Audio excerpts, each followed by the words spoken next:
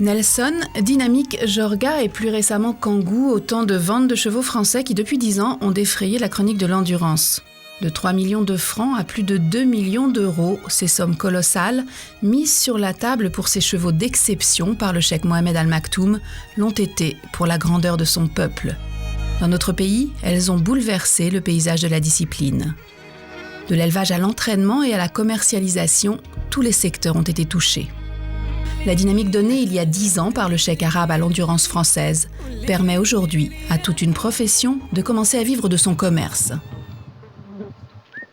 J'ai la chance et le grand bonheur d'avoir eu dans mes mains une jument d'exception, Cindy Dorabel. Un jour, j'ai décidé de la faire reproduire pour l'endurance. S'il ne m'avait pas donné un espoir de vendre ces produits, j'en aurais pas fait naître autant. Parce que je les aurais entretenus comment ? L'endurance française doit réconcilier économie et sport en sélectionnant et en conservant ses meilleurs chevaux. Elle doit aussi entraîner différemment. Une nouvelle révolution en perspective.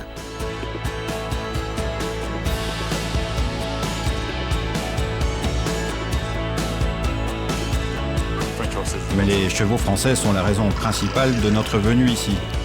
Trouver de bons chevaux à de bons prix. Nous voulons acheter.